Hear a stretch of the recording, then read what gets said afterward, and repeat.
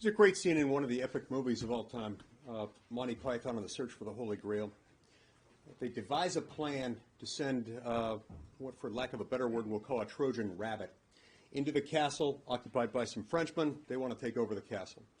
The idea was that Lancelot and Galahad were going to be inside the rabbit, and they'd wait until nightfall and then get out and start fighting their way out. It would help them take the castle. Only they forgot to get into the rabbit, and the rabbit went in alone. The rabbit was later weaponized against them, launched by a catapult. Maybe it was a trebuchet. I think it was a catapult, used as a weapon against King Arthur and his men. I sometimes think about this metaphor when I think about this bill. We had a decent idea. It didn't even require stealth. Just that we were going to get some of what we wanted into this law.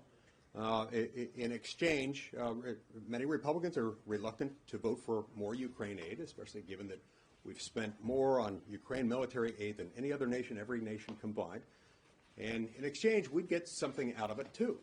Only it feels sort of as if we sent the rabbit in there without some of the core elements that were needed. And then that rabbit was weaponized against us. One of the most unfortunate parts of it, one of the features that really should have been in there, Rick Scott mentioned it a moment ago, and I think we should have at least included HR 2 or its primary components, and perhaps most importantly, we should have included border security metrics so that Ukraine aid release would be linked to the achievement of certain sustained border security benchmarks. Had we done that, I think we'd be in an altogether different position. So, in other words, this is not about a failed experiment that you can't link the two together. It's not about the fact that suddenly Americans just feel differently about border security and whether or not it can be tied to Ukraine aid. I don't think that's it. I think many, if not most, Republicans could perhaps imagine a scenario in which they might vote for something that would actually secure the border. We could have done that. This bill just doesn't do it.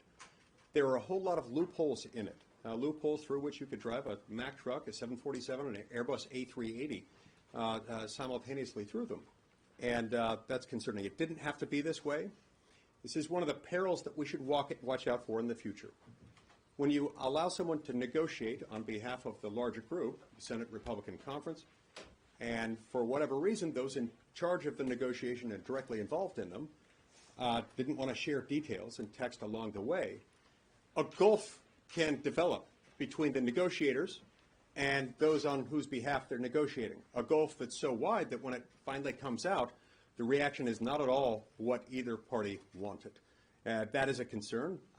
My hope is that in the future we don't do things this way. I'll turn the podium over now to my colleague from Wisconsin, Ron Johnson.